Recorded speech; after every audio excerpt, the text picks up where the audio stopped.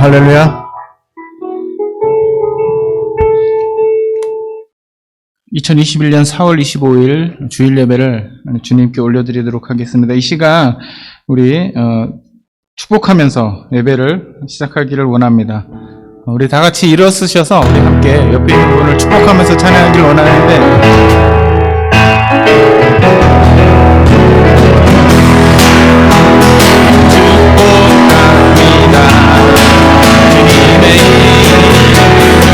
우리 아이들을 좀 축복하면서 주님의 사랑으로 이곳에 모인 주의 거룩한 자녀에게 주님의 기쁨과 주님의 사랑이 충만하게 넘치기를.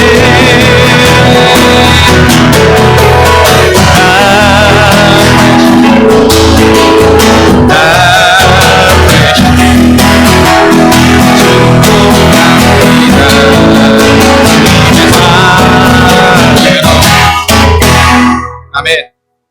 축복합니다.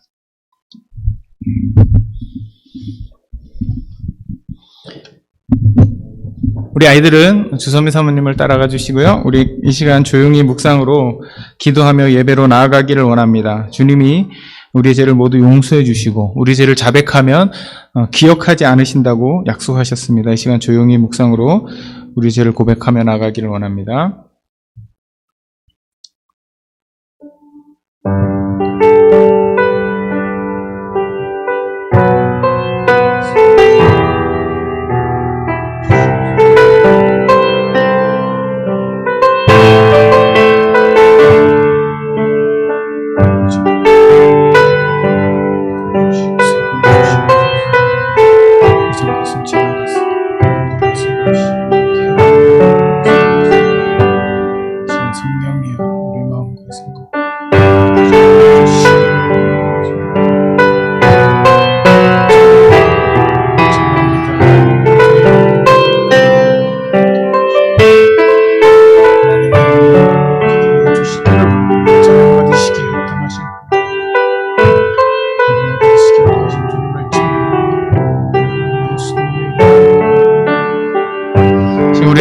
다 같이 합심해서 기도하기를 원합니다. 특별히 우리 노스 아메리카 미션 보드를 위해서 기도하기를 원합니다.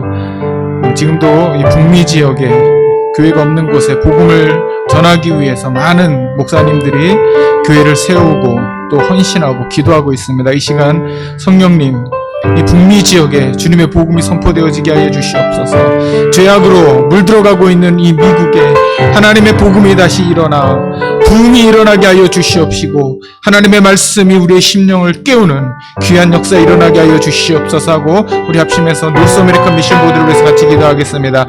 사랑의 하나님 아버지 감사합니다. 이 시간 간절히 기도합니다. 하나님 우리의 심령을 내려놓고 기도합니다. 주여 아버지 하나님 이 시간 우리의 기도를 들으시고 응답하여 주시옵소서. 지금도 아버지 미국 전역에서 캐나다에서 멕시코에서 아버지 하나님 수많은 교회들이 주님의 이름을 높이기 위하여 예배하고 있습니다. 수많은 목사님들이 아버지 하나님 교회를 세우고자 공부하고 있습니다. 주여 주님이 역사하여 주시기를 원합니다. 주님의 성령을 부어주시옵소서. 다시 한번 이 땅에 부흥이 일어나게 하여 주시옵소서. 다시 한번 이 땅에 하나님의 말씀이 흥왕하게 하여 주시옵소서. 회개의 불길이 타오르게 하여 주시옵소서. 은혜의 물결이 흐르게 하여 주시옵소서. 죄악은 떠나가고 어둠은 물러가고 아버지 하나님 모든 깨어진 관계와 병든 것과 아버지 하나님 무너진 하나님의 말씀이 아버지 다시 회복되고 이 땅에 남은 그루터기가 다시 살아나 내 마른 뼈들이 일어나서 주님의 군사가 된 것 같이 하나님 이곳에 하나님의 말씀이 흥왕하게 하여 주시기를 원합니다. 우리의 심령을 깨우쳐 주시옵소서. 아버지 하나님 노스 아메리칸 미션 보드가 그 일을 감당하기에 부족함 없도록 주님의 성령의 은혜로 충만하게 역사하여 주시기를 원합니다. 주님의 성령의 권능으로 역사하여 주시기를 원합니다. 아버지 하나님의 능력과 은혜가 나타나게 하여 주시옵소서. 시간 간절히 기도합니다. 이 아버지 하나님 워싱턴 지역에 시애틀 지역에 오르간 지역에 하나님 주여 역사하여 주셔서 아버지 하나님 그곳에 죽어가는 영혼들 하나님을 알지 못하고 살아가고 있는 영혼들에게 주님의 복음의 말씀이 선포되어지게 하여 주시옵소서. 주님을 예배합니다. 찬양합니다. 경배합니다. 예수님의 이름으로 감사하며 기도합니다. 아멘.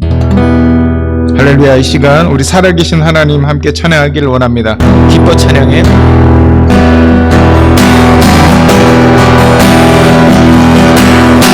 기뻐 찬양해. 주님 안에서 소리치며 두 손 높이 들고 기뻐 찬양해.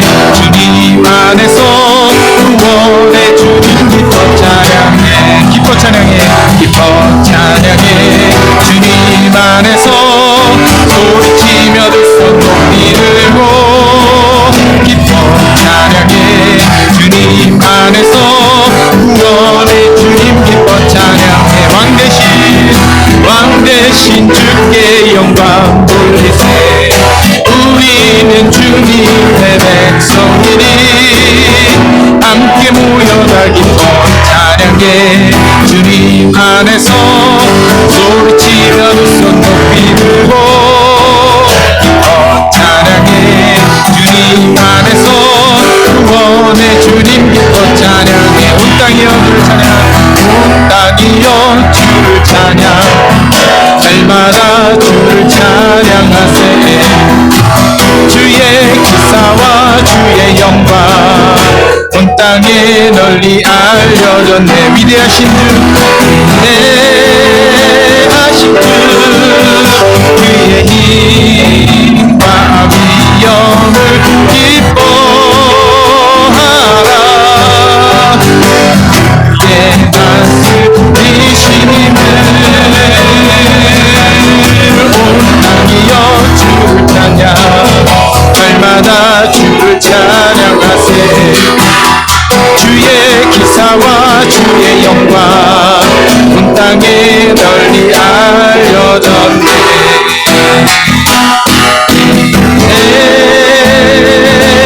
하신 주 그의 힘과 위엄을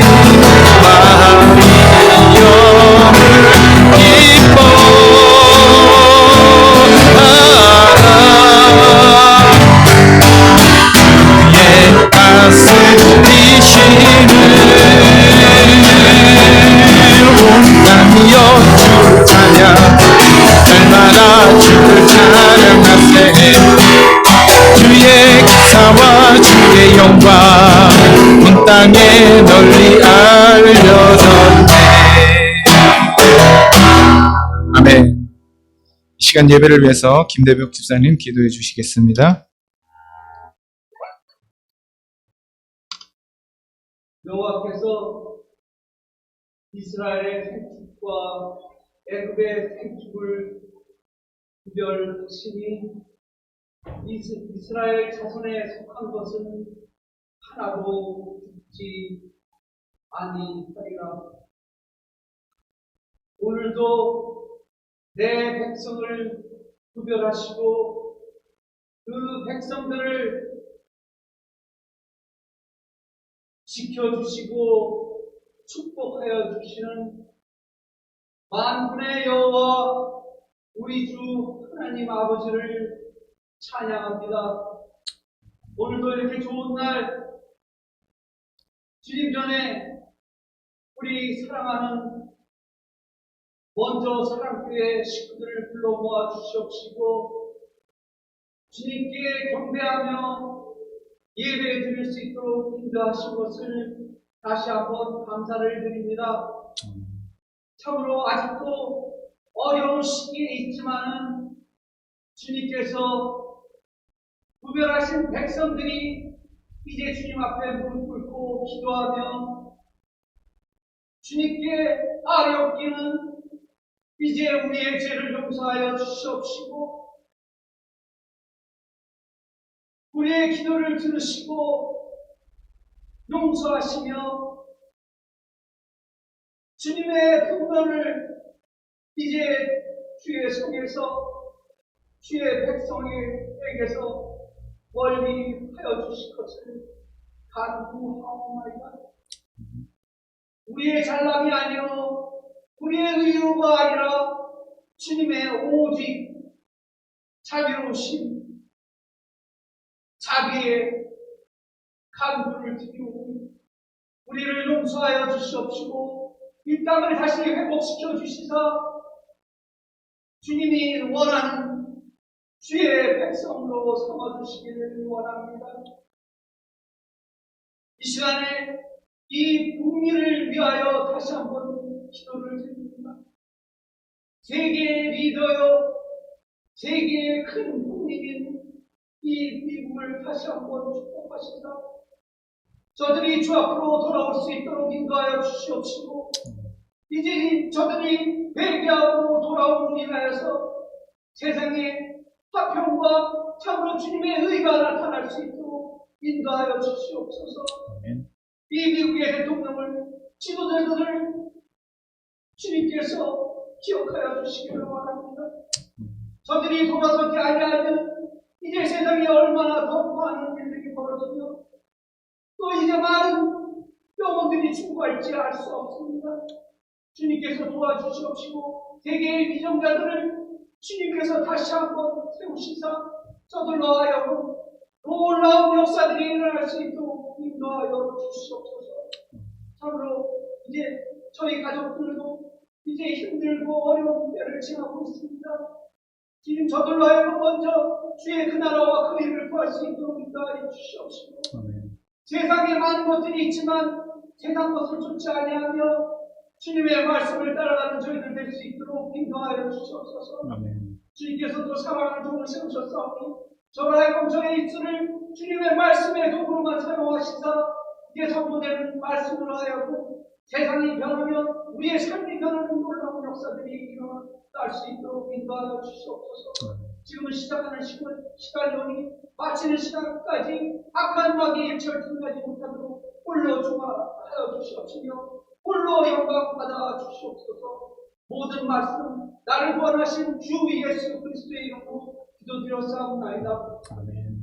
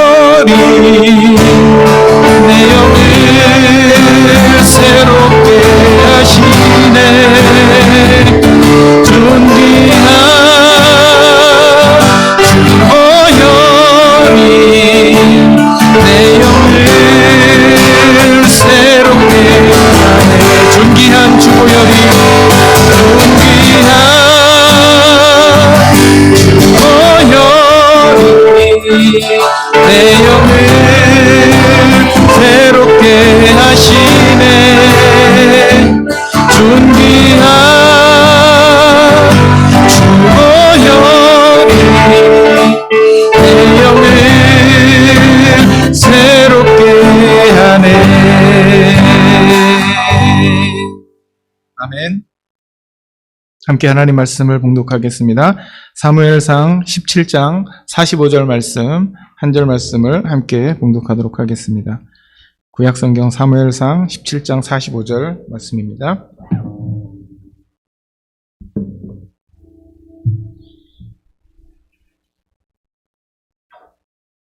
우리 하나님 말씀을 경외하는 마음을 가지시고 다 같이 일어서셔서 함께 봉독하겠습니다.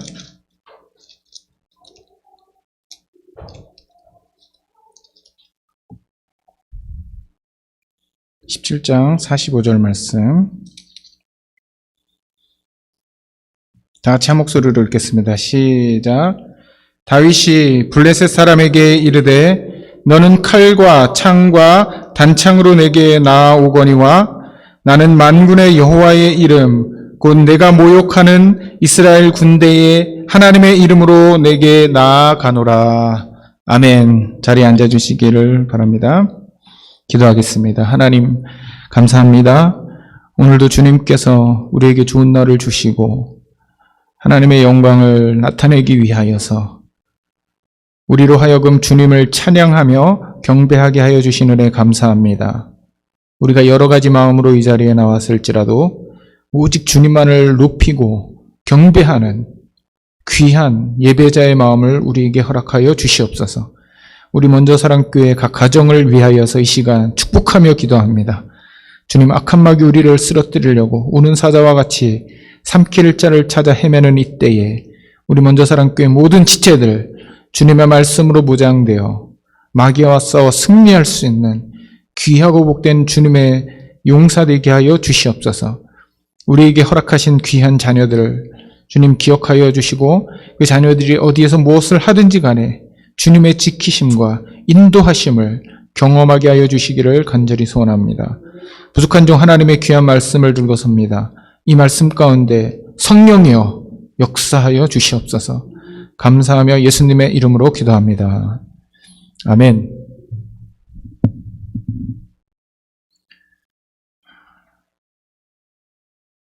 우리가 지금 구약성경 연대기를 지금 하고 있습니다. 제일 처음에 우리 창조시대에 대해서 우리가 함께 했었죠. 창조시대, 족장시대, 그 다음에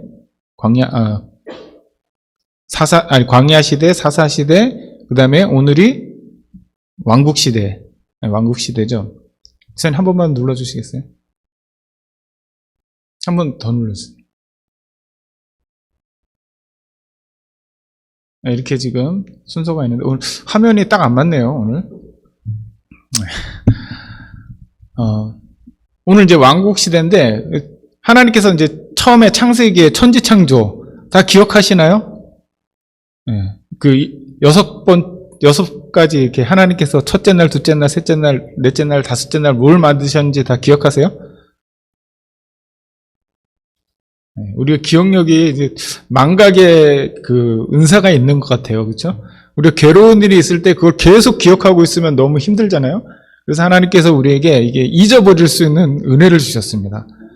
그래서 힘들고 어려운 일이 있어도 그것을 하나님께서 우리에게 기억 속에서 점점 잊혀지게 하셔갖고 우리가 그 괴로움 속에서 견딜 수 있도록 하나님 해주셨는데 이제 반면에 또 우리가 그 꼭 알아야 되는 것도 자꾸 같이 잊어먹기 때문에 쭉 꼭 알아야 되는 것은 자꾸 우리가 노력해서 기억을 해야 됩니다.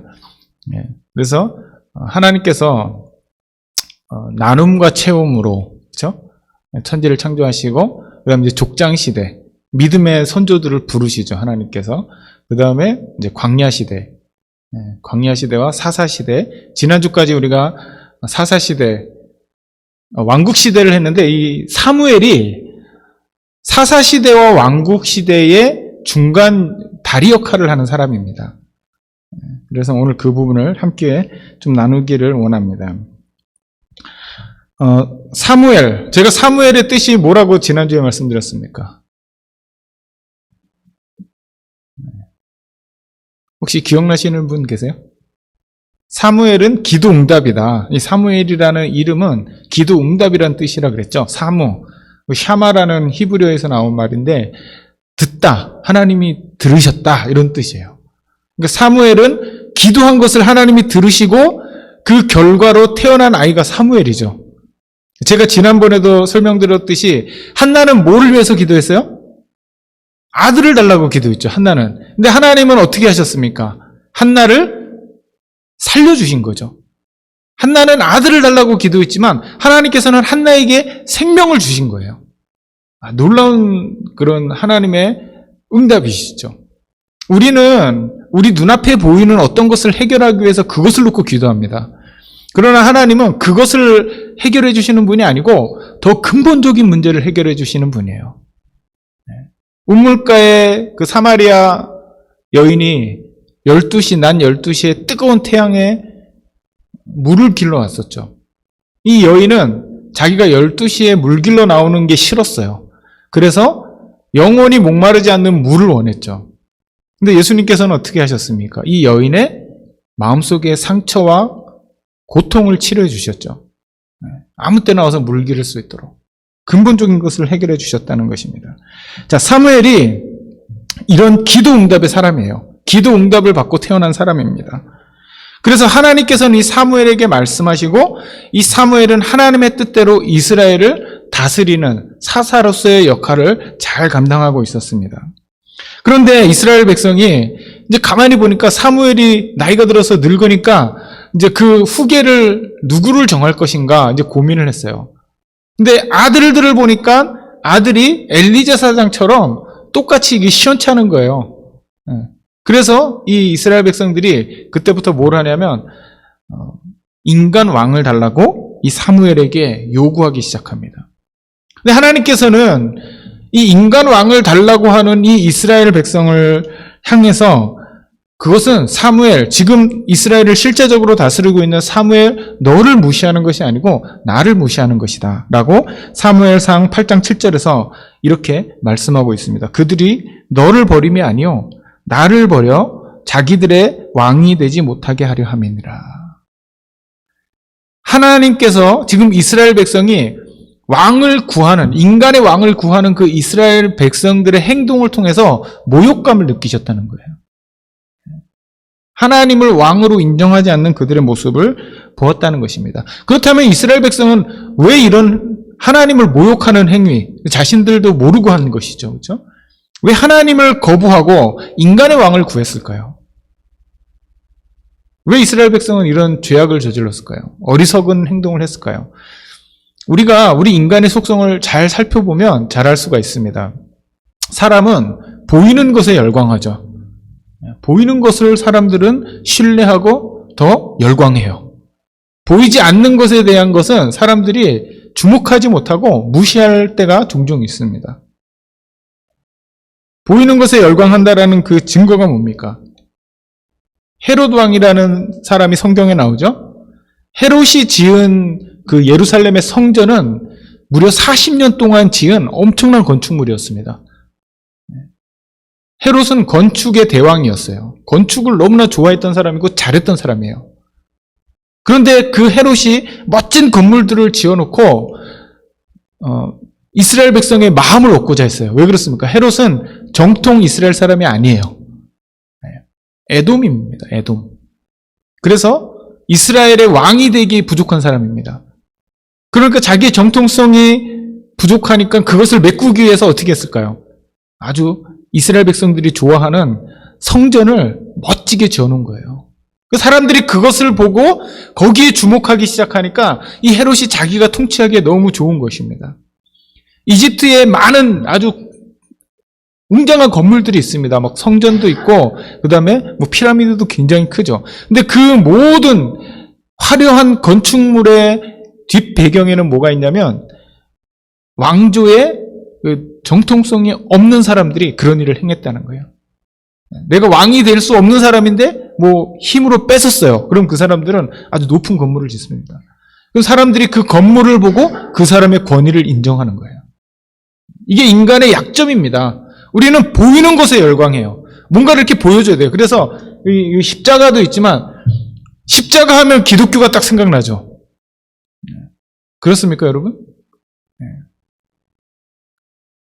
그러니까 예전에 이 신앙생활을 했던 사람이 얼마나 힘들었겠습니까? 기독교는 하나님께서 그러니까 하나님을 믿는 사람들은 하나님의 형상으로 뭘 만들지 못하게 하셨잖아요. 그렇죠? 요즘 우리 십자가 목걸이 이렇게 메고 다니시는 분 많죠? 원래 십자가는 지고 가는 것입니다. 근데 전부 다 사람들이 목걸이로 메고 다니죠. 왜 그렇습니까? 이게 상징하는 것이 교회를 상징하기 때문에, 우리 믿음을 상징하기 때문에. 그러나 하나님께서는 이 십자가도 우상이 될 수 있는 그런 가능성이 있다고 말씀해 주시는 거예요.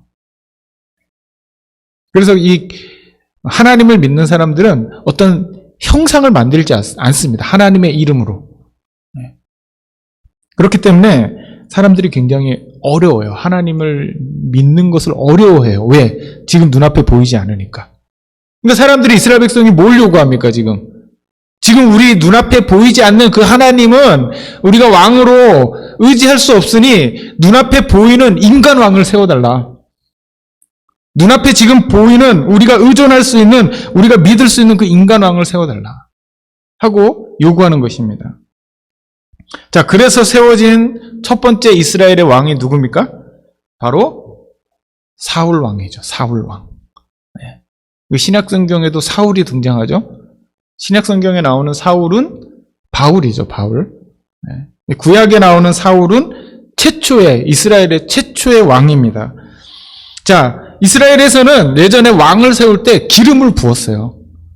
어노인팅이라고 하죠. 기름을 부어서 그 사람을 왕이라고 인정해주고 또 선지자라고 인정해줍니다. 그러니까 선지자나 왕을 세울 때는 기름을 부었어요. 이 기름을 붓는 것은 상징적인 행위입니다. 사울에게 사무엘이 기름을 부었을 때 이 사울이 하나님의 영에 감동하게 되는 거예요.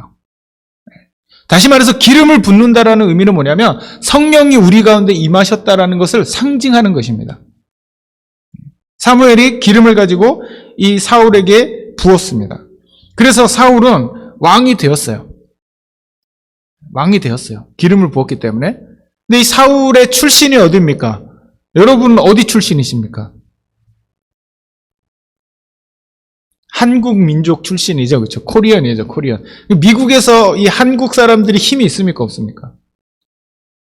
힘이 없죠. 요즘 에이시안 스탑 해갖고 노 레이시즘 해갖고 사람들이 데모하는데, 한국 사람들은 미국에서 정치적 힘이 없어요. 정치적 발언권을 내세울 수가 없습니다. 왜냐면은 소수이기 때문에. 만약에 한국 사람이 한 90% 되고, 백인이 한 10% 된다. 그러면은 미국은 한국 사람들이 원하는 대로 막 움직일 거예요. 그러나 그 반대의 상황이기 때문에 한국 사람들은 힘이 없습니다. 사울 왕은 어느 부족 출신입니까? 이스라엘의 12부족이 있잖아요. 어디 부족 출신이었을까요? 네, 베냐민 부족 출신입니다. 근데 베냐민 부족이 이스라엘 12부족 중에 힘이 셌을까요? 약했을까요? 원래는 굉장히 힘이 센 부족이었습니다. 원래는 이 11부족하고 맞짱 떠서 싸웠던 부족이에요. 그런데 싸워서 졌어요. 져갖고 쫄딱 망했습니다. 그래서 이스라엘 12지파 중에 가장 약한 지파가 바로 이 베냐민 지파였어요. 자, 이 베냐민 지파 출신인 사울이 왕이 되었을 때 그가 힘이 있었겠습니까? 없었겠습니까? 힘이 없었겠죠. 사울이 야, 우리 전쟁에 나가자! 그러면 사람들이 어떻게 했을까요? 야, 우리가 왜 네 말을 들어야 돼? 하고 이렇게 반항을 할 수도 있었겠죠. 네가 뭔데 우리를 인도해? 하고 얘기할 수 있었을 거예요. 그래서 이 사무엘이 모든 12지파를 다 모아놓고 왕을 뽑을 때 제비뽑기를 합니다. 제비뽑기를 하는데 베냐민 지파가 뽑힌 거예요. 이 베냐민 지파에서 사울이 뽑힌 거예요. 그 사람들이 야, 베냐민 지파의 사울이 누구냐 하고 막 찾는데 안 보여요. 어디 있나 막 찾아봤더니 진보다리 뒤에 숨어 있는 거예요. 그렇게 이 사울이 힘이 없고 그리고 부끄러움도 많이 타고 아주 내성적인 사람이었던 것 같아요. 근데 그가 딱 일어섰는데 키가 다른 사람보다 어깨 위에 있었다 그랬어요. 그렇게 키가 크고 인물이 훤칠한 사람이 사울이었습니다. 사람들이 외모로만 봤을 땐 이 사울이라는 사람이 왕이 되기에 부족함이 없는 사람이었어요. 그러나 그의 출신은 베냐민 지파, 가장 연약한 지파 출신이었기 때문에 사람들이 이 사울을 왕으로 인정하지 않았습니다. 처음에. 그것을 사무엘상 10장 27절에서 이렇게 표현하고 있죠. 어떤 불량배는 이르되 이 사람이 어떻게 우리를 구원하겠느냐 하고 멸시하며 예물을 바치지 아니하였으나 사울은 잠잠하였더라. 사울이 아무 말도 못한 거예요. 사람들이 야, 네가 무슨 왕이야? 네가 어떻게 우리를 구해? 라고 얘기했지만 사울은 아무 말도 못했어요. 인정을 받지 못했어요. 그런데 사울에게 기회가 찾아왔습니다. 어떤 기회가 찾아왔습니까? 암몬 족속이 이 이스라엘을 공격하러 온 거예요. 암몬 족속이 이스라엘을 공격하러 올라왔다는 그 소리를 듣자 사울이 어떻게 했겠습니까? 하나님의 성령이 이 사울을 감동하니까 사울이 분노했다.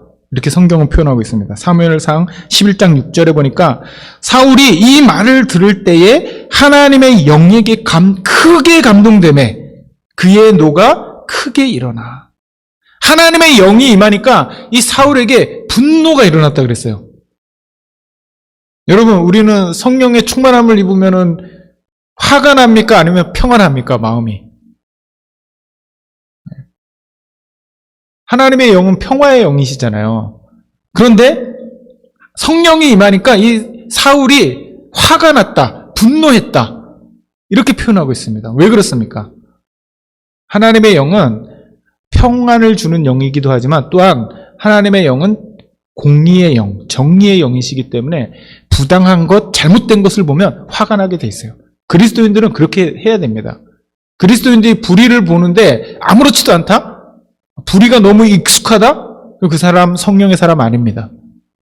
우리는 불의에 대해서 불의를 보고 화가 날 수 있어야 돼요. 사울은 이 암몬 족속이 이스라엘을 공격했다는 말에 화가 나서 성령에 감동돼서 일어났습니다. 그래갖고 나를 따라서 싸우자 해갖고 어떻게 했겠어요? 성령에 감동돼서 싸웠기 때문에 이 암몬 족속을 무찔러 버렸습니다. 그러니까 사람들이 그때부터 어떻게 합니까? 사무엘상 11장 12절에 보니까 백성이 사무엘에게 이르되 사울이 어찌 우리를 다스리겠느냐 한 자가 누구이니까 그들을 끌어내소서 우리가 죽이겠나이다. 이게 무슨 의미예요?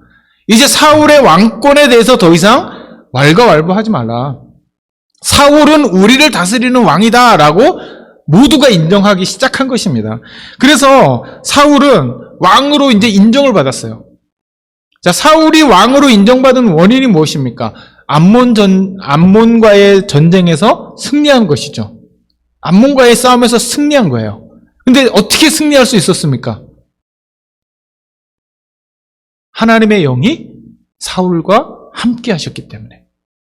그러니까 사울이 왕으로서의 권위를 인정받을 수 있었던 이유는 뭐예요? 자신의 출신 배경이 뒷배가 든든해갖고 우리 베냐민 지파가 굉장히 힘이 센 그런 지파야. 그래서 나는 왕이 될 자격이 있어 라고 왕으로 인정받은 게 아니고 아무것도 없는 나띵인데 이 사울은 아무것도 아닌 존재인데 하나님의 영이 이 사울에게 감동했을 때에 이 사울이 왕으로서의 그 존재를 인정받을 수 있었던 것입니다. 그러니까 왕으로서의 그 가치를 계속 유지하려면 어떻게 해야 돼요? 하나님이 함께 하셔야 되는 것이죠. 근데 사울이 어떻게 했습니까? 사울은 하나님을 두려워하지 않고 사람을 두려워하기 시작했어요. 사람들을 두려워하기 시작했어요. 무슨 의미냐면 다른 11지파가 자신을 인정하지 않을까봐 막 마음이 조마조마한 거예요. 저 사람들이 나를 버리면 어떡하지? 저 사람들이 나를 배반하면 어떻게 하지? 나를 왕으로 인정하지 않으면 어떻게 하지? 이런 조마조마한 마음 때문에 사람들을 두려워하기 시작했습니다. 그래서 또 전쟁에 나갔어요. 전쟁에 나갔는데 이스라엘은 전쟁을 하기 전에 항상 하나님께 제사를 지냅니다. 근데 제사를 지내려면 누가 지내야 됩니까? 제사장이 지내야 되잖아요. 사무엘이라는 제사장이 와서 제사를 지내야 되는데 이 사무엘이 안 오는 거예요. 약속한 날이 됐는데 안 오는 거예요. 그래서 사울이 어떻게 했습니까? 야, 가서 제사드릴 준비를 해라 하고 자기가 가서 제사를 지내버렸습니다. 제사가 끝나자마자 사무엘이 도착한 거예요.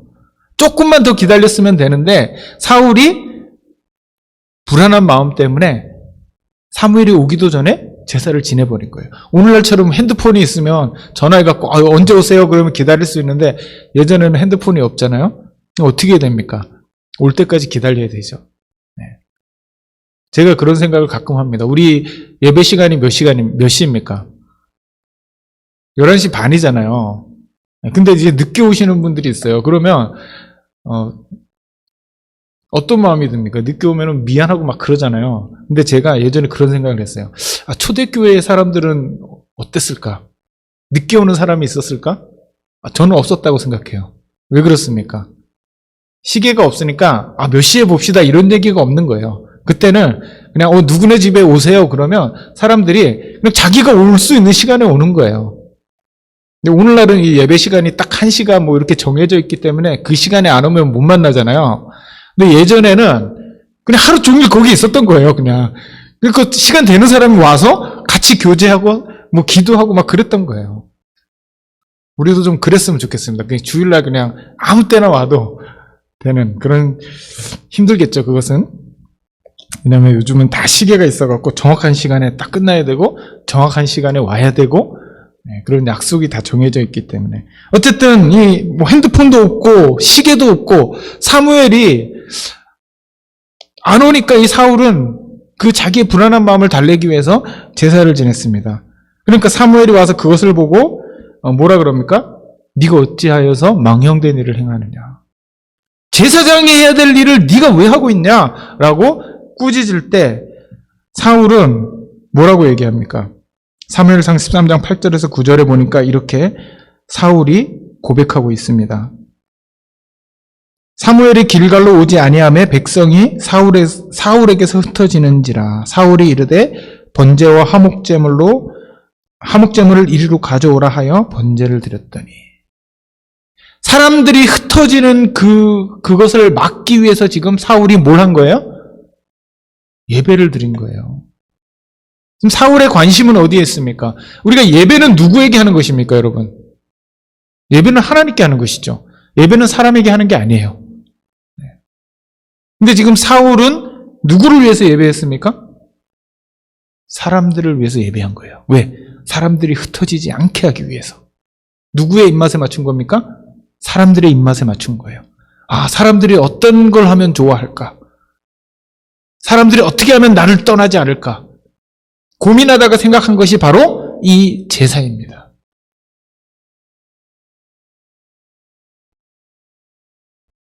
하나님을 두려워하는 마음이 없었어요. 하나님을 생각하지 않았어요.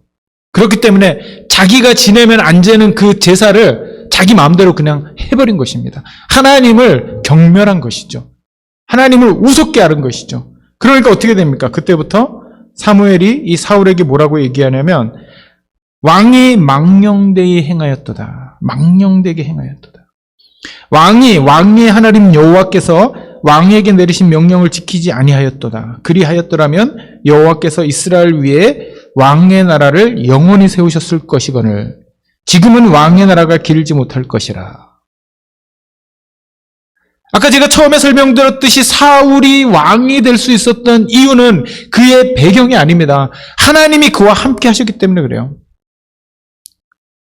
근데 사울은 지금 자신을 왕으로 인정해주는 백성들을 두려워하고 있었던 것이죠. 거기서 이 사울은 하나님으로부터 버림을 받게 되는 것입니다.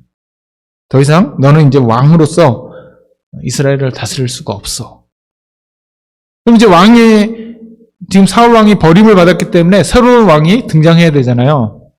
그래서 하나님께서 이 사무엘에게 첫 번째 왕으로 세워진 이 사울은 실패했으니 제대로 된 왕을 한번 세워보자. 사무엘이 누구를 세울까요? 이새의 집으로 가라. 이새의 집에 가면 아들들이 있는데 그 아들 중 하나가 왕이 될 것이다. 사무엘이 하나님의 명령에 순종해서 이새의 집으로 갑니다. 근데 누가 지금 지켜보고 있어요? 이것을? 사울이 지켜보고 있는 거예요. 왕권을 가지고 있는 이 사울이 이 사무엘을 지켜보고 있는 것입니다. 그러니까 사무엘이 몰래 이새의 집을 갑니다. 이새의 집에 가서 이제 아들들을 데려오라 그랬어요. 아들들을 데려가는데 7명이 쭉 서 있는 거예요. 보니까 첫째가 엘리압인데 잘생기고 아주 왕의 감으로 굉장히 마음에 드는 거예요. 사무엘의 마음에 꼭 들었습니다. 그래서 기름을 부으려고 딱 하는데 갑자기 하나님이 아니다 걔는 스탑. 하나님 괜찮은데요? 이 사람 정말 괜찮은데요? 네가 보는 것과 내가 보는 것은 다르다. 그리고 하나님께서 우리가 아는 유명한 말씀을 하시죠. 사무엘상 16장 7절. 내가 보는 것은 사람과 같지 아니하니 사람은 외모를 보거니와 나 여호와는 중심을 보느니라. 여러분, 우리 사람은 외모를 볼 수밖에 없죠. 그러나 하나님은 무엇을 보십니까? 우리의 중심을 꿰뚫어 보시는 분이에요. 여러분, 우리가 하나님을 아무리 속이려 해도 절대로 속일 수 없습니다. 왜? 하나님은 우리의 중심을 꿰뚫어 보시기 때문에. 목사는 속일 수 있어요. 목사는 사람이기 때문에. 우리 지체들은 속일 수 있어요. 그러나 하나님은 절대로 속일 수가 없어요. 엘리압이라는 이 이새의 아들은 굉장히 훤칠하고 왕으로서 인정받을 수 있는 그런 외모를 가지고 사무엘 앞에 나타났지만 사무엘은 그의 외모에 속았어요. 물론 그렇다고 엘리압이 나쁜 사람이라는 건 아닙니다. 그러나 왕이 될 사람은 아니다. 그래서 첫째, 둘째, 셋째, 넷째, 다섯째, 여섯째, 일곱째까지 다 지나갔습니다. 근데 없는 거예요. 하나님, 7명 다 지나갔는데 없습니다. 하나님께서 7 다 아니다. 그렇게 말씀하시는 거예요. 그럼 누굽니까? 그래서 사무엘이 이새에게 질문을 합니다. 너 아들이 더 있냐? 한 명 더 있다는 거예요. 누구냐? 그러니까 걔는 아니에요. 걔는 아닐 것 같아갖고 제가 이미 저기 들에 보내서 양치게 만들어놨어요. 얘는 부를 필요도 없습니다. 그러니까 안 불렀겠죠. 그렇죠? 자기 아버지도 이 다윗이 왕이 될 거라고 생각을 못한 거예요. 그래서 어디에 있었습니까? 다윗은? 저기 들판에 가 있었던 거예요. 들판에서 양치고 있었던 거예요. 그러니까 사무엘이 빨리 데려와라. 다윗이 오기 전까지는 우리는 먹지도 않고 마시지도 않을 거다. 다윗이 옵니다. 근데 하나님께서 바로 이 아이가 왕이 될 자다. 그래서 거기서 다윗에게 기름을 붓죠. 기름을 붓고 왕으로 세움을 받습니다. 자, 하나님께서 기름을 부으셨지만 지금 왕입니까? 아닙니까? 다윗은 왕이 아니죠. 하나님께서 기름을 부었긴 했지만 지금 왕은 누구예요? 사울이에요. 다윗은 그냥 기름 부음만 받은 거예요. 근데 우리가 잘 알듯이 결과적으로 다윗이 왕이 되죠. 왜 그렇습니까? 사울에게서 하나님은 떠나셨고 하나님께서는 다윗과 함께 하셨기 때문에 결과적으로 왕이 됩니다. 근데 그 결정적인 사건이 무엇이냐면 바로 골리앗이라는 사람이에요. 골리앗과 다윗의 싸움 우리가 너무나 잘 알고 있죠. 골리앗은 장수 중에 장수였고 다윗은 아무 보잘것없는 양치기였습니다. 쉽게 말하면 격투기 전문 선수하고 이제 뭐 한 고등학생 정도 되는 운동도 별로 해보지도 않은 것 같은 아주 어린애가 같이 싸운 거예요. 누가 이기겠습니까? 당연히 골리앗이 이기겠죠. 골리앗이 싸움 도두는 자로 이스라엘을 모욕하기 시작합니다. 야, 네가 믿는 하나님 믿는 군대라면서 나와서 나와 함께 붙자 하고 막 이 이스라엘 군대를 막 모욕하는 거예요. 그러니까 이스라엘 군대의 사람들이 어떻게 됩니까? 자신들을 모욕하면 야, 나를 무시해 하면서 딱 떨쳐 일어나갖고 막 나가서 싸워야 되는데 골리앗이 키가 거의 한 3m 되는 거예요. 그가 들고 있는 이 무기는 배틀채 같은 거예요. 배틀채 얼마나 큽니까? 그거 같은 걸 막 휘두르면서 큰 덩치의 사람이 막 싸움을 도두니까 이스라엘 군대가 꼼짝도 못하고 그 바위 틈에 숨어서 막 벌벌벌 떨고 있는 거예요. 이 골리앗만 나오면 사람들이 그냥 나 나가라 그러면 어떻게 할까 하고 무서워갖고 막 벌벌벌 떠는 거예요. 근데 그때 누가 나타납니까? 이 다윗이 자기 형이 지금 군복무를 하고 있으니까 형들을 관찰하러 형들이 잘 있나 보러 왔습니다. 근데 그때 이 골리앗이 하나님의 군대를 모욕하는 소리를 들은 것입니다. 다윗이. 그래서 어떻게 했을까요? 아까 사울이 하나님의 영에 감동했을 때 막 분노한 것과 같이 이 다윗도 하나님의 군대를 모욕하는 이 골리앗을 보고 분노하기 시작하는 거예요. 감히 하나님의 군대를 모욕해? 그래서 사람들에게 얘기하고 다닙니다. 내가 저 골리앗과 싸우겠다. 그 말이 누구에게 들어갔어요? 그 당시 왕이었던 사울에게 그 말이 들어갑니다. 그러니까 사울이 이 다윗을 부릅니다. 야, 너 누군데 저 골리앗하고 싸우려고 하냐? 그러니까 다윗이 딱 보니까 어린 애예요, 아직. 뭐 그랬다고 뭐 한 10살 정도 되는 애는 아닙니다. 싸움하기엔 적절하지 않은 나이였어요. 사울이 딱 보니까 별거 아닌 거예요. 근데 이 다윗이 야, 내가 가서 싸우겠다 그러니까 그러면 가서 한번 싸워봐라. 그리고 사울의 갑옷을 줍니다. 사울의 갑옷이 다윗에게 맞질 않았죠. 그래서 이거 필요 없습니다. 다 벗어 던지고 다윗이 나갑니다. 그래서 어떻게 했어요? 돌팔매, 물맷돌을 막 돌려서 이 골리앗의 이마를 맞추죠. 이 골리앗이 이마를 맞고 쓰러지자 골리앗의 칼을 뽑아서 이 골리앗의 머리를 베어버립니다. 우리가 생각할 때, 야, 이 다윗은 뭐 싸움도 못하고 아무것도 준비되지 않은 자인데 하나님의 강력하신 도움으로 이 골리앗을 이겼구나 이렇게 생각하죠. 그러나 실제로 보면 다윗은 이미 준비되어 있는 사람이었습니다. 물론 골리앗을 이길 만큼 힘이 있었던 사람은 아니에요. 그것은 분명해요. 골리앗을 이길 수 있는 사람은 아니었습니다. 그러나 다윗이 아무것도 없는, 아무 준비도 되지 않은 그냥 무모한 싸움을 좋아하는 그런 어린 소년은 아니었다라는 거예요. 어떻게 알 수 있습니까? 다윗이 뭐라 그래요? 사무엘상 17장 37절에 보니까 여호와께서 나를 사자의 발톱과 곰의 발톱에서 건져내셨은즉 나를 이 블레셋 사람의 손에서도 건져내시리이다. 이게 다윗의 고백이에요. 오늘 우리는 믿음이라고 생각하면 무모하다고 생각해요. 아무것도 없는 상태에서 그냥 무대뽀로 덤비는 게 믿음이다. 아닙니다. 다윗은 이 목동으로 살아가면서 이미 믿음의 훈련을 받은 거예요. 무슨 믿음의 훈련을 받았습니까? 여러분, 사자와 곰이 이 양을 움켜쥐고 도망갈 때, 자신을 공격할 때 다윗은 어떻게 했어요? 도망간 게 아니고 물맷돌을 가지고 이 사자와 곰과 싸운 거예요. 목숨을 걸고 싸운 거예요. 그런데 그 싸울 때마다 다윗이 이겼습니까? 졌습니까? 이겼어요. 다윗은 이긴 사람이에요. 패배를 경험한 사람이 아닙니다. 승리를 경험한 사람이에요. 근데 다윗이 그 이긴 원인이 뭐예요? 돌을 잘 던져서 그랬겠습니까? 여러분 돌을 던져보신 적 있으신가요? 저도 어렸을 때 이렇게 돌을 많이 던져보고 또 군대에 가서도 이제 사격도 많이 해봤습니다. 사격을 하면 전 잘 맞힐 거라고 생각했어요. 근데 표적이 보이지도 않습니다. 근데 그 작은 표적에다 대고 사격을 하면 그게 그 정중앙에 들어가는 것이 얼마나 힘든지 몰라요.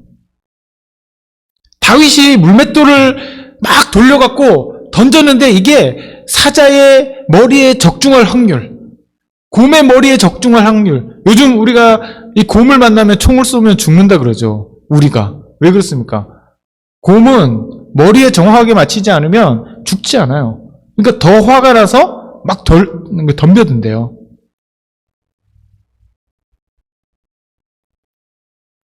다윗이 이 물맷돌을 한 번이라도 실수를 하면 죽는 겁니다. 근데 다윗은 그 양을 뺏기지 않기 위해서 물맷돌을 이 사자에게 곰에게 던진 거예요. 근데 그때 무엇을 가지고 던졌습니까? 하나님, 정중하게 맞게 해주세요. 하나님, 이 던진 돌이 저 사자의 급소에 맞게 해주세요. 그런 믿음을 갖고 던진 거예요. 그것이 믿음입니다, 여러분. 믿음은 가만히 앉았고 하나님, 저 사자가 막 뛰어오다가 심장마비 걸리게 해주세요. 다리가 부러지게 해주세요. 이게 믿음이 아니고 하나님, 저 사자가 나를 공격합니다. 내가 이 돌을 던지는데 하나님 정중앙에 맞게 해주세요. 이게 바로 믿음이에요. 아멘이십니까, 여러분? 다윗은 그것을 경험한 사람입니다. 다윗은 그런 경험을 켜켜이 쌓아왔던 사람이에요. 그렇기 때문에 이제 골리앗을 보면 골리앗이 일반 사람들이 보면 그냥 큰 아주 힘이 센 용사로 보이지만 다윗이 봤을 때는 그 사자나 곰이나 골리앗이나 똑같은 거예요. 왜 그렇습니까?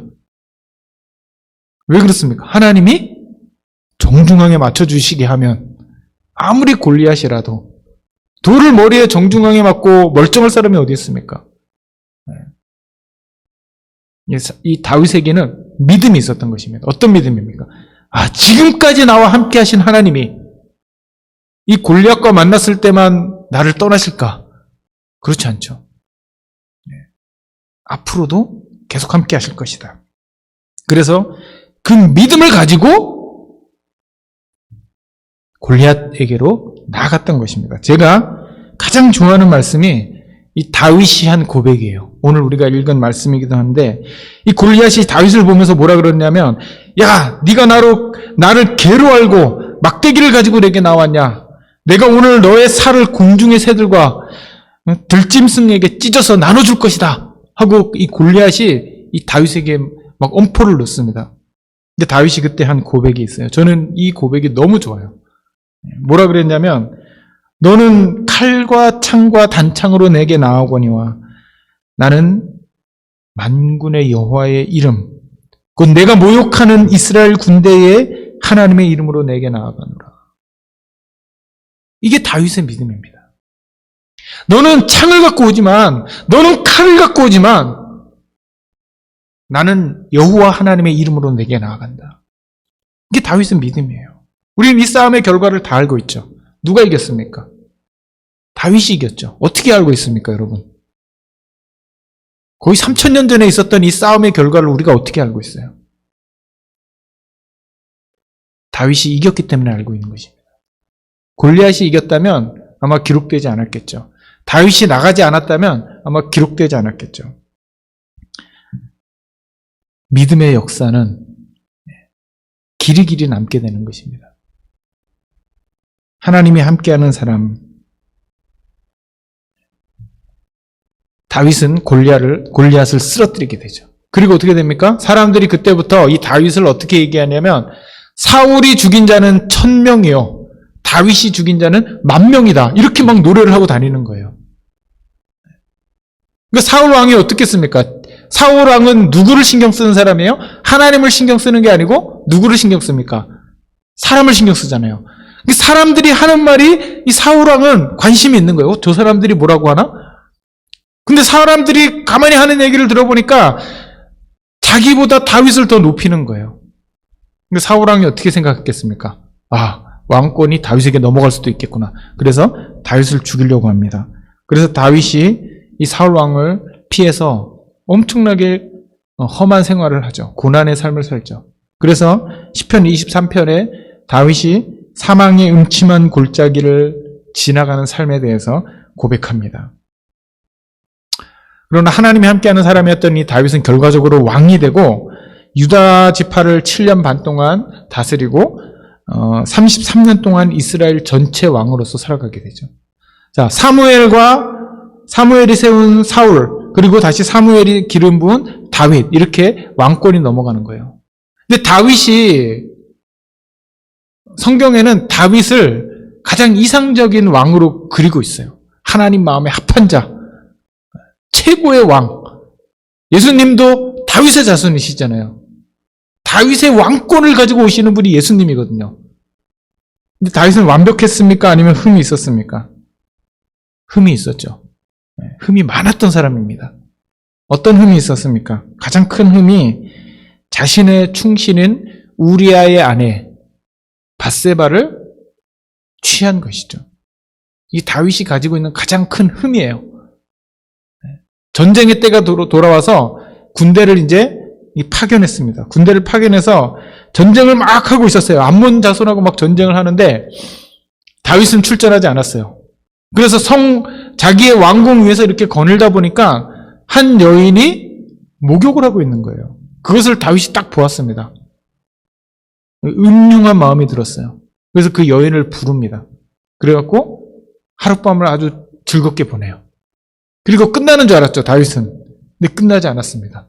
이 여인이 밧세바인데 임신을 한 거예요. 자, 이 밧세바, 우리아의 아내인 밧세바의 남편은 지금 전쟁터에 가 있는 거예요. 전쟁터에서 전쟁을 하고 있는데 밧세바가 임신을 했어요. 그러면 어떻게 된 겁니까? 이 불륜이잖아요. 그럼 어떻게, 밧세바는 물론 당연히 죽겠지만, 예전엔 돌에 맞아 죽었으니까. 그럼 누구랑 불륜을 했냐? 이게 이제 뭐 얘기가 나와야 되잖아요.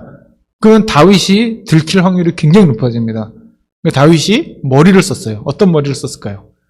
야, 우리야 지금 전쟁 중에 있는데 불러들였어요. 불러들여서 막 잔치를 벌여줬어요. 그럼 우리야가 어떻게 하겠습니까, 이제? 자기 집에 왔으니까 자기 집으로 갈 거 아니에요. 집에 가면 이제 아내하고 또 하룻밤을 자야 되잖아요? 근데 우리야가 안 가는 거예요. 눈치 없게. 가야지 사는데 안 가고 성문 앞에서 자기 부하들하고 같이 자는 거예요. 왜? 다른 자기 동료들은 다 전쟁터에서 지금 전쟁하고 있는데, 목숨 걸고 싸우고 있는데 내가 어떻게 아내와 하룻밤을 보낼 수 있겠냐. 그리고 안 가고 버티고 있는 겁니다. 그러니까 다윗이 야, 이거 안 되겠다, 이렇게 하면 안 되겠다. 그래서 어떻게 합니까? 다시 전쟁터로 보내면서 편지를 한 장 씁니다. 뭐라고 씁니까? 요압에게 야, 성문 가까이에 갈 때에 우리아를 맨 앞에 보내라. 이게 공성전을 할 때 성벽 가까이 가면 어떻게 됩니까? 죽을 확률이 높아지죠. 근데 다윗이 그것을 요압에게 시킨 거예요. 그러니까 요압이 이 우리아를 맨 앞에 선봉으로 보내갖고 성문 가까이서 막 싸우게 합니다. 활에 맞아 죽었어요. 죽으니까 다윗이 어떻게 합니까? 이 밧세바를 데리고 와서 자신의 아내로 삼았어요. 자, 여기까지만 딱 보면 다윗은 굉장히 좋은 왕입니다. 왜 그렇습니까? 자신의 충신인 우리아의 이 과부가 된 아내를 거둬줘서 자기 아내로 삼아줬으니 얼마나 좋은 왕이에요. 밧세바는 이제 의지할 남편이 없잖아요. 그러니까 다윗이 대신 거둬준 거예요. 여기까지만 보면 굉장히 좋은 일을 한 훌륭한 왕처럼 보이는데, 아까도 얘기했듯이 하나님을 속일 수가 없었죠. 하나님을 속일 수가 없었습니다. 그래서 어떻게 됩니까? 이 모든 사실이 들통나게 되죠. 가장 추악한 행위를 한 사람이 바로 이 다윗이 되는 것입니다. 자기 부하의 아내를 취했을 뿐만 아니고 그 잘못을 덮기 위해서 자신의 충성스러운 부하를 죽여버린 거예요. 이것이 흠이 되죠. 이것이 다윗 앞에 흠이 됩니다. 그러면 우리가 여기서 생각해 볼 필요가 있죠. 아니, 사울도 똑같이 하나님께 잘못하고 다윗도 똑같이 하나님께 잘못했는데 왜 다윗은 성경에 기록될 때마다 다윗과 같은 왕이 없다, 그 후대 왕이 다윗처럼 하나님 앞에 온전하게 행했다, 이렇게 얘기하는데 사울은 지금까지 욕먹고 있어요. 무슨 차이입니까, 여러분? 왜 사울은 욕먹고 왜 다윗은 칭찬을 받습니까? 똑같이 잘못했는데. 여러분, 가룟 유다가 있죠, 그렇죠? 가룟 유다와 베드로가 있습니다. 베드로는 칭찬받고 있죠, 예수님의 수제자로. 근데 가룟 유다는 욕먹고 있죠, 예수님을 배반한 제자로. 근데 가만히 생각해 보세요. 가룟 유다만 예수님 배신했습니까? 아니에요. 베드로는 그 여종한테, 그 대제사장의 뜰 앞에서 불을 쬐다가 여종이 야, 너도 예수님과 한패 아니야? 그러니까 이 여종한테 야, 무슨 얘기야, 내가 저 사람 알지도 못하는데 하고 3번 부인했던 사람입니다. 얼마나 나쁜 사람이에요. 그렇죠? 가장 어려울 때, 여러분, 내가 좋을 때는 나를 좀 배신해도 괜찮아요. 근데 내가 가장 어려울 때 배신하면 그 배신감은 막 증폭되죠. 내가 어려운데 막 나를 배신했어. 그럼 막 칼을 갈게 되는 것이죠. 예수님 가장 힘들고 어려울 때 베드로가 예수님을 3번 모른다고 했습니다. 그 전에 뭐라 그랬어요? 내가 죽기까지 주님을 따르겠습니다. 근데 왜 베드로는 칭찬을 받고 왜 가룟 유다는 지금도 욕먹고 있습니까? 왜 사울은 욕을 먹고 다윗은 왜 칭찬을 받습니까? 여러분, 굉장히 중요한 것이죠. 그것이, 그 차이점이 뭐냐면 회개에 있습니다. 회개. 회개가 이렇게 중요한 거예요. 사울은 하나님 앞에 회개하지 않았어요. 변명했어요. 하나님, 제가 이런 사정이 있어서 어쩔 수 없었습니다. 다윗은 이 죄를 지적했을 때, 나단 선지자가 이 죄를 지적했을 때 그 자리에서 하나님 앞에 무릎을 꿇고 회개합니다. 가룟 유다는 자신이 잘못했을 때 회개하지 않죠. 어떻게 했습니까? 자살했죠. 야, 내가 잘못한 거 내가 책임질게. 그리고 목을 매서 자살해버립니다. 그럼 베드로 어떻게 했습니까? 닭이 3번 울었을 때 눈물을 흘리며 회개를 하죠. 여러분, 회개가 이렇게 중요한 거예요. 하나님은 우리가 완벽할 거라고 기대하지 않습니다. 하나님 우리 부족한 거 다 알고 계세요. 근데 중요한 것은 뭐냐면 회개하지 않는 거. 하나님 그것을 싫어하시죠. 그러나 회개하면 어떻게 합니까? 하나님 그 죄를 기억도 하지 않으신다고 약속하셨어요. 하나님 제가 예전에 이런 잘못했는데요. 그런데 그랬어? 하나님 그러신다고요. 기억하지 않으세요. 우리는 기억해도. 여러분 회개하는 저 여러분 되기를 원합니다. 우리 신앙의 가장 큰 적은 무엇입니까? 회개하지 않는 사람은 어떤 사람이 회개하지 않습니까? 교만한 사람이 회개하지 않는 거예요. 여러분. 오늘 이 다윗과 사울의 삶을 통해서 우리가 어떤 것이 교만한 것인가를 잘 깨달아야 돼요.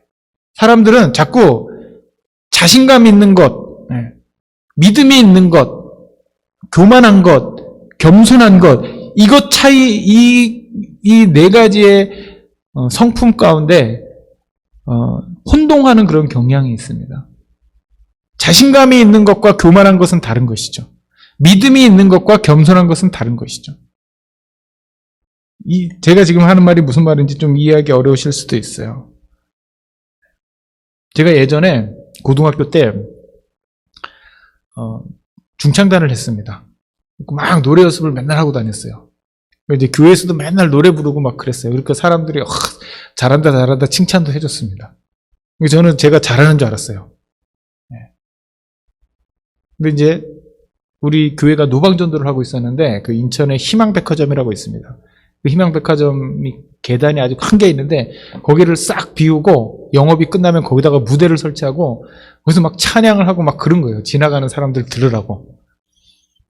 근데 그걸 담당하던 한 집사님께서 저에게 부탁을 하는 겁니다. 이제 그 순서가 쫙 있는데 뭐 중창도 있고 뭐 그 워십 댄스도 하고 막 그러는데 저보고 솔로로 독창을 하나 하라는 거예요.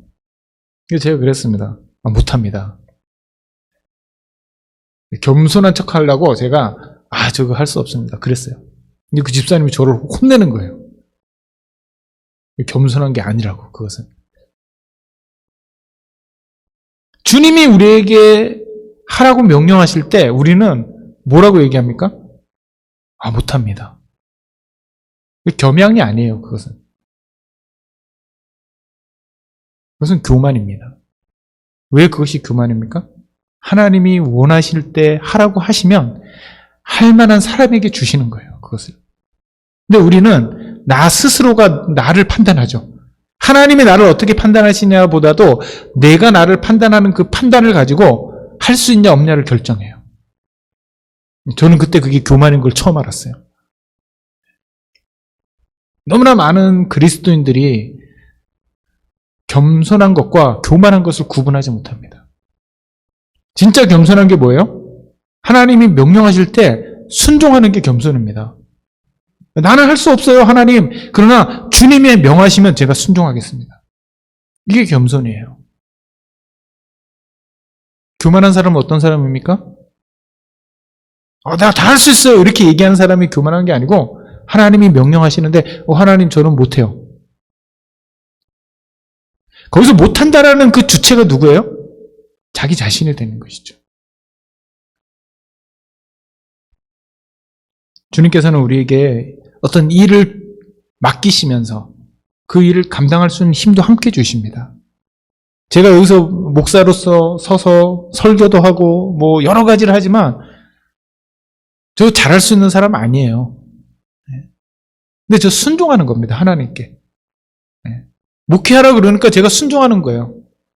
다른 사람이 이 목사가 뭐 말도 제대로 못하고 더듬더듬하냐 그래도 저는 상관없어요. 왜? 주님이 명령하셨기 때문에 저는 순종하는 것 의미로 하는 것이지 제가 나는 뭐 설교 잘하는 목사야. 나는 뭐 기타도 칠 줄 알아. 뭐 피아노도 칠 줄 알아. 나는 뭐 다 잘해. 뭐 이래서 하는 게 아니에요. 주님의 일은 우리의 실력으로 하는 게 아닙니다.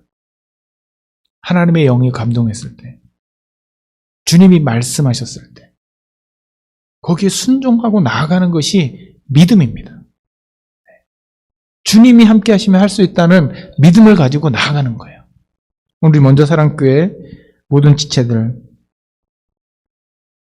사울이 되지 않고 가룟 유다가 되지 않고 다윗과 같은 사람, 베드로와 같은 사람 되기를 주님의 이름으로 축원합니다.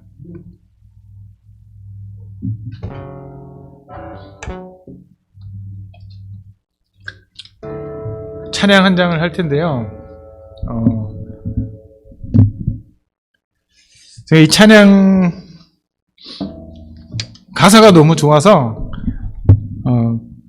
찾아봤어요. 여기 악보가 있나. 근데 아무리 찾아도 없는 거예요. 악보가. 근데 유튜브에 누가 이 곡을 올려놨더라고요. 근데 그분도 악보가 없어서 자기가 그냥 메모리한 걸로 불렀는데, 그래서 제가 이 악보를 그분의 그 찬양을 듣고 이제 땄습니다. 그래갖고 좀 부족하지만 제가 만들어서 같이 찬양하기 위해서 제가 좀 땄는데, 가사가 오늘 우리 말씀과 너무 맞는 부분이 있어서 제가 좀 땄습니다. 우리 함께 좀 찬양했으면 좋겠습니다. 나 낙심되어 눈물 흘릴 때 사랑의 주님 생각합니다.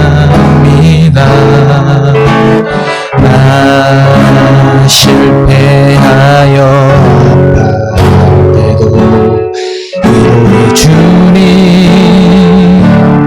생각합니다. 나 죄에 매여 괴로워할 때 용서의 주님 생각합니다. 나 마음 속에 슬퍼할 때도 십자가 주님 생각합니다.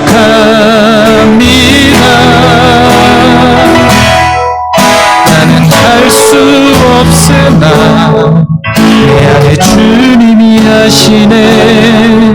나는 이길 힘 없으나 내 안에 이길 힘 주시네.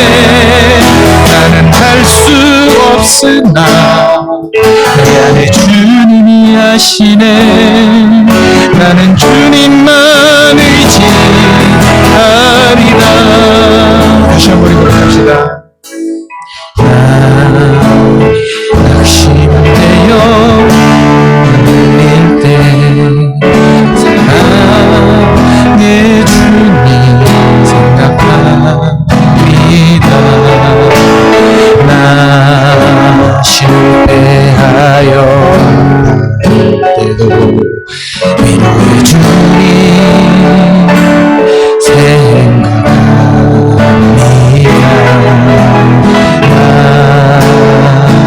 죄에 매여 괴로워할 때 서의 주님 생각합니다. 나 마음 속에 슬퍼할 때 십자가 주님 생각합니다. 나는 할 수 없으나 내 안에 주님이 하시네. 나는 이길 힘 없으나 내 안에 이길 힘 주시네. 할 수 없으나 주님이 하시네. 나는 주님만 의지하리라.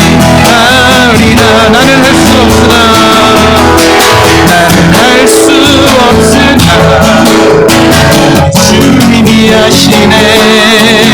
나는 이길 힘 없으나 내 안에 이길 힘 주시네. 나는 할 수 없으나 주님이 하시네. 나는 주님만 의지하리라. 아멘. 기도하겠습니다. 이제는 우리 주 예수 그리스도의 놀라우신 은혜와 아버지 하나님의 극진하신 사랑과 성령님의 내주 교통하심이 이 시간에 나를 버리고 주님이 내 안에서 하시는 일을 겸손하게 인정하고 순종하기를 원하는 우리 먼저 사랑교회 모든 지체들 가운데 이제부터 영원토록 함께 하옵시기를 간절히 축원합니다.